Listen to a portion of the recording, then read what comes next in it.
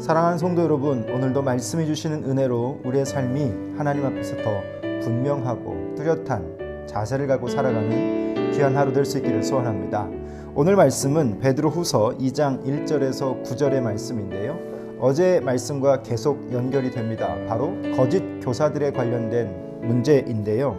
오늘 본문에서는 특별히 이 거짓 교사들의 특징이 무엇인지, 그리고 이들이 하나님의 심판을 당할 운명을 가지고 있음을 설명하고 있고요.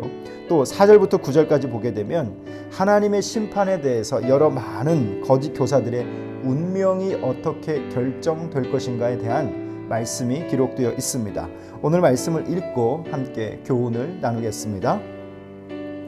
그러나 백성 가운데 또한 거짓 선지자들이 일어났었나니 이와 같이 너희 중에도 거짓 선생들이 있으리라. 그들은 멸망하게 할 이단을 가만히 끌어들여 자기들을 사신 주를 부인하고 임박한 멸망을 스스로 취하는 자들이라. 여럿이 그들의 호색하는 것을 따르리니 이로 말미암아 진리의 도가 비방을 받을 것이요 그들이 탐심으로써 지어낸 말을 가지고 너희로 이득을 삼으니 그들의 심판은 옛적부터 지체하지 아니하며 그들의 멸망은 잠들지 아니하느니라. 하나님이 범죄한 천사들을 용서하지 아니하시고 지옥에 던져 어두운 구덩이에 두어 심판 때까지 지키게 하셨으며 옛 세상을 용서하지 아니하시고 오직 의를 전파하는 노아와 그 7 식구를 보존하시고 경건하지 아니한 자들의 세상에 홍수를 내리셨으며 소돔과 고모라 성을 멸하기로 정하여 재가 되게 하사 후세에 경건하지 아니할 자들에게 본을 삼으셨으며 무법한 자들의 음란한 행실로 말미암아 고통당하는 의로운 롯을 건지셨으니 이는 이 의인이 그들 중에 거하여 날마다 저 불법한 행실을 보고 들으므로 그 의로운 심령이 상함이라. 주께서 경건한 자는 시험에서 건지실 줄 아시고 불의한 자는 형벌 아래에 두어 심판 날까지 지키시며. 아멘. 신약의 많은 문제들은요, 직간접적으로 거짓 교사들의 문제, 그리고 그들이 있어서 교회가 어떤 피해를 당했는지 참 많은 신약의 그 서신들을 통해서 이들에 대한 문제를 짚어내고 있습니다.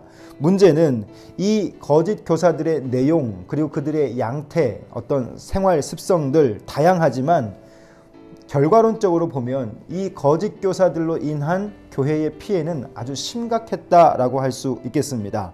교회가 흔들리고 분열되는 때도 있었고, 또 요한일서와 요한이서를 보게 되면 이 편지의 경우는 더 심각했던 그 거짓 교사들의 피해를 이야기해 주고 있는데요. 특별히 오늘 베드로후서에서 말하고 있는 이 거짓 교사들로 인한 영향력은 심각한 타격을 받고 있는 상태는 아니었던 것 같습니다. 그러나 그들의 영향력은 분명히 교회 역사 속에 존재했기 때문에 오늘 살아가는 저와 여러분의 삶 속에 거짓 교사 그리고 잘못된 가르침에 얼마나 우리가 분별력을 가지고 우리의 신앙을 세워가야 하는가, 그것을 좀 생각해 볼 필요가 있겠습니다. 오늘 본문의 말씀을 보면서 이런 정리를 할 수 있겠는데요. 특별히 우리가 하나님을 안다 하는 그 알미 과연 나를 얼마나 하나님 앞에서 뚜렷하고 분명하게 하는 것인가, 여러분 이런 생각이 우리 가운데서 늘 멈추지 않아야 할 것 같습니다. 왜냐하면 우리도 복음의 진리를 붙잡았고 그 진리가 우리 가운데 들어와 있는데, 중요한 것은 이것을 다루는 방식이 어떠냐에 따라서, 또 그것을 어떻게 접근하냐에 따라서 우리는 우리의 진리가 심각하게 훼손될 수가 있고 결국 그 훼손은 교회의 훼손으로 연결될 수 있기 때문에 오늘 이 사도는요, 이 베드로 사도는 진리가 훼손되는 이 상황 속에서 과연 우리는 어떤 진리에 대한 태도를 가지고 살아야 하는가에 대해서 질문하게 하고 있습니다. 베드로 후서의 상황은요, 갈라디아 교회의 상황과 참 많이 닮아 있습니다. 복음에 잘 서서 살아가던 자들이 외부로부터 그 미혹이 되게 되는 것이죠. 그리고 진리를 수용했었지만 그 진리가 타격을 받고 결국 밖에서 들어온 그 거짓 교사들이 가르치는 가르침으로 그들이 신앙한다라고 말하고 있는 상황인 것입니다. 이런 상황에서 베드로는 진리에 대해서 성도는 어떤 태도를 취해야 하는가라고 하는 것인데, 오늘 우리가 읽은 본문에서 보게 되면 기억해야 할 진리가 있다라고 말했습니다. 어제도 말씀드렸다시피 베드로 사도는 이제 죽음이 임박한 노 사도입니다. 그런데 그가 남아있는 성도들에게 어떤 가르침을 전할 것인가? 바로 진리가 무엇인가? 그가 새롭게 가르쳤던 것이 아니라 이전부터 붙잡았고 이전부터 가르쳤던 그 진리의 구체적인 것을 다시 한번 짚어가고 있는 것이죠. 베드로는 오늘 그 복음의 진리를 그들로 하여금 생각나게 하는 것, 그것이 그가 지금 말하고 있는 내용입니다. 왜냐하면 그들이 진리를 떠났기 때문인 것이죠. 다시 말하면 미혹되었다라고 하는 것이죠. 사랑하는 성도 여러분, 미혹이라고 하는 말은 그 당시 교인들이 복음을 가지고 거짓 교사들이 말하는 것에 대해서 그들이 설득당하는 것을 뜻하는 것입니다. 오늘 우리도 우리의 시간 속에서 우리가 신앙함을 가지고 진리가 우리 가운데 있다라고 하지만 우리의 상황과 형편 속에서 또 우리가 되어져가는 많은 상황들 속에서 설득당하는 신앙적 잘못된 선택들이 있다라고 하는 것이죠. 오늘 그들이 전하는 그 진리, 그 나름의 진리, 또 미혹된 거짓 교사들이 말하고 있는 그 진리는 어떻게 펼쳐져 가고 있는가? 결국은 그들의 신앙함의 방식은 탐심과 탐욕으로만 얼룩져 있다라고 할 수 있겠습니다. 오늘 이 베드로 사도는요, 그 거짓 교사들이 결국 무엇을 바라고 가르치고 있는가? 그들의 관심은 돈과 정욕이었습니다. 그 탐심으로 결국 사람들을 없는 것으로 있는 것 같이 착각하게 만들어가는 삶, 오늘 그것을 우리는 생각해 봐야 합니다. 사랑하는 성도 여러분, 예수를 믿되 우리는 그 예수 그리스도로 인한 어떤 복됨을 추구하는 신앙함이 아닌 줄 믿습니다.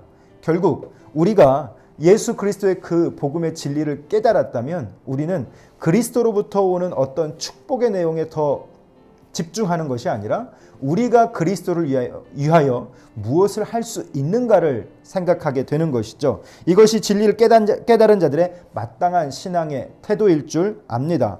오늘 거짓 선생들이 탐심으로 지어낸 말에 속아서 넘어가는 그 1세기 당시의 그리스도인들, 그들이 임박한 멸망을 이제는 스스로 피할 수 없을 것이다. 베드로는 더 구체적으로 이야기합니다. 왜냐? 그들은 결국 그들의 목적은 돈과 정욕, 그것에 벗어나지 않았기 때문인데요. 오늘 그들이 결국은 어떤 시간을 맞게 될 것인가? 베드로 사도는 오늘 악인들을 향한 심판, 특별히 성경에서 기록됐던 많은 심판의 내용들을 정리하면서 그들한테 다시 한번 기억하게 하고 있습니다. 그리고 결국은 경건한 자들에게 주어지는 그 구원이 어떤 것인가를 설명해 주고 있는데, 경건하게 살고자 하는 자들은 무엇을 얻는가? 심판을 얻는 것이 아니라 경건하게 살고자 하는 자들은 박해를 받는 것이죠. 축복을 받는 것이 아니라 오히려 더 곤고한 중에 처하게 되고 더 어려운 상황에 처하게 되지만, 그것이 우리가 견디는 힘이 아니라 그 진리가 주시는 힘으로, 능력으로 그 곤고함을, 그 박해를 더 견딜 수 있게 되는 줄 믿습니다. 예수 믿는 자들이 박해를 받는 것은 이상한 일이 아닌 것이죠. 그리스도를 사랑하기 때문에 따르는 결론이다라고 말할 수 있겠습니다. 하나님은 경건한 자들을 그런 박해 시험 가운데서도 온전하게 하시고 더 붙드시는 것, 오늘 베드로 사도는 자기가 경험했던 그 진리, 그것의 증인이 되어서 오늘 더 뚜렷하게 이 말씀을 증거하고 있습니다. 사랑하는 성도 여러분, 구원과 심판을 가르는 것이 진리입니다.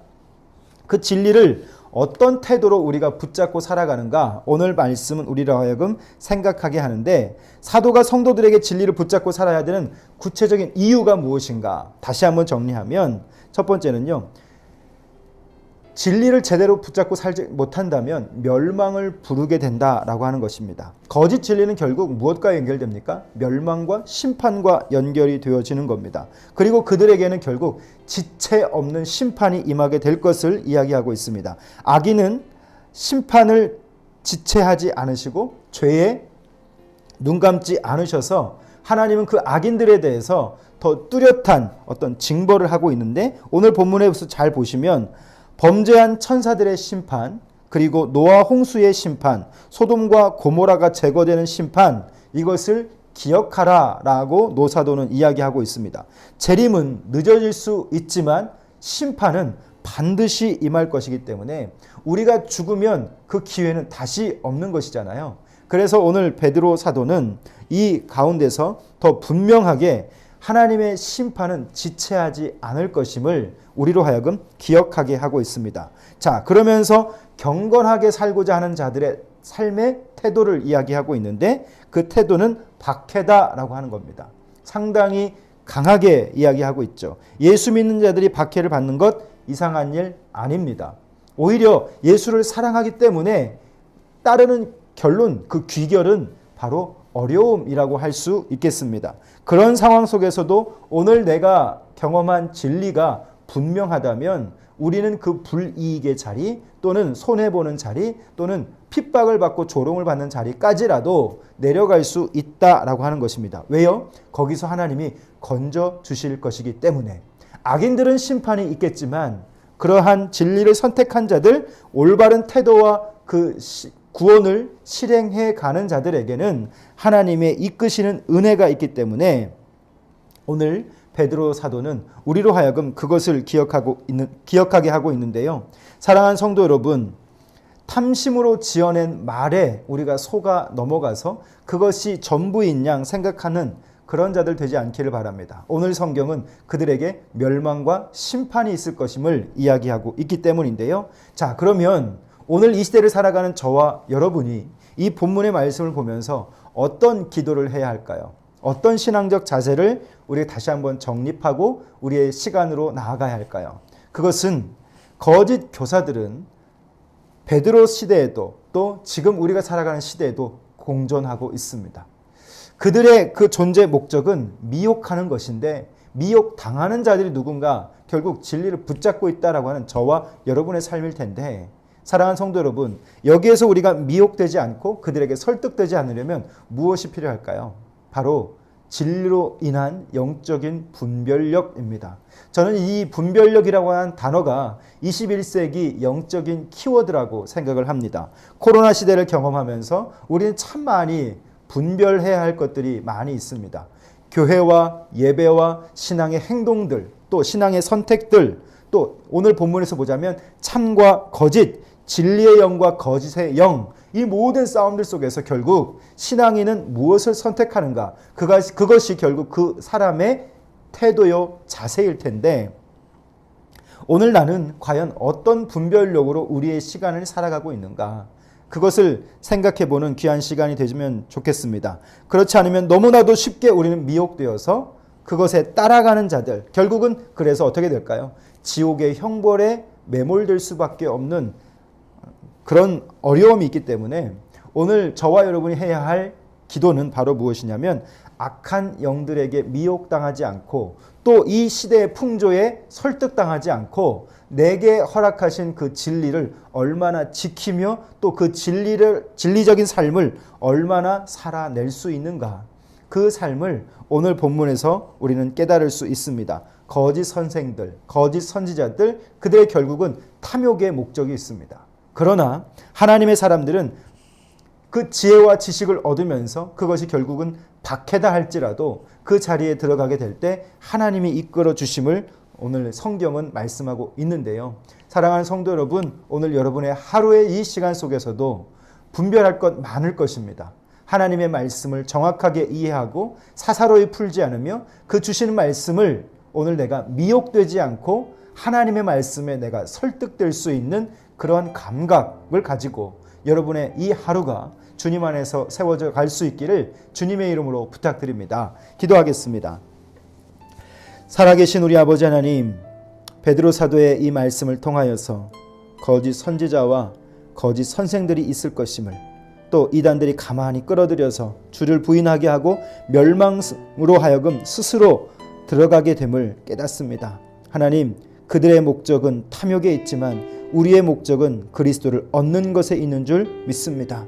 우리가 만난 이 진리가 우리 안에서 더 구체화될 수 있도록 실체될 수 있도록 성령님께서 도와주시옵고 오늘을 살아가는 우리의 시간 속에서 참 많이 분별할 것들이 많은데 하나님의 말씀을 기준으로 사사로이 풀지 않으며 이 상황 속에서 그 상황에 설득되는 자들이 아니라 하나님의 말씀에 옳게 분별할 수 있는 분별력을 허락하여 주시옵소서.